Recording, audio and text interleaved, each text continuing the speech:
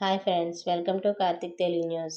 ఇవాళ ఇందిరమ్మ ఇళ్ల గురించి ఒక ఇంపార్టెంట్ అప్డేట్ న్యూస్ అయితే రావడం జరిగింది. దీని గురించి మరిన్ని విషయాలు ఈ వీడియోలో తెలుసుకుందాం. దయచేసి ఈ వీడియోని ఎక్కడ స్కిప్ చేయకుండా చివరి వరకు చూడండి ఫ్రెండ్స్. అలాగే మా ఛానల్ సబ్స్క్రైబ్ చేసుకొని మాకైతే ఒక సపోర్ట్ అయితే ఇవ్వండి. వివరాల్లోకి వెళ్ళినట్లయితే, ఇందిరమ్మ ఇళ్ల పంపిణీలో భాగంగా మొదటి విడతలో సొంత స్థలం ఉండి పథకానికి అర్హులైన వారిని గుర్తించేందుకు అధికార యంత్రాంగం సిద్ధమవుతుంది.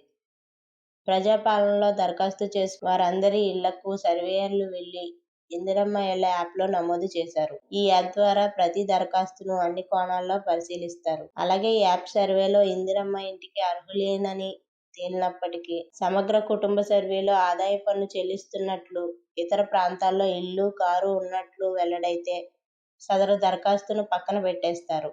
మొదటి విడతలో సొంత జాగా ఉండి నిరుపేదలైన వారికే ఇళ్లను మంజూరు చేస్తామని సర్కారు ప్రకటించింది.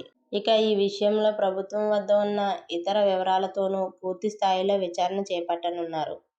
పూర్తి వడపోత తరువాత ఈ నెల 18న అర్హుల జాబితాను సిద్ధం చేయనున్నారు.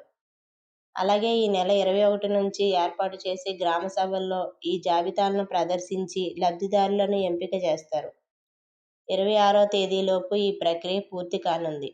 అలాగే ప్రతి నియోజకవర్గానికి 3500 ఇళ్లను అందించాలని ప్రభుత్వం నిర్ణయించడంతో గ్రామాలు, పట్టణాల వారీగా ఎక్కడెక్కడ ఎన్ని కేటాయించాలనే దానిపై అధికారులు దృష్టి సారించారు.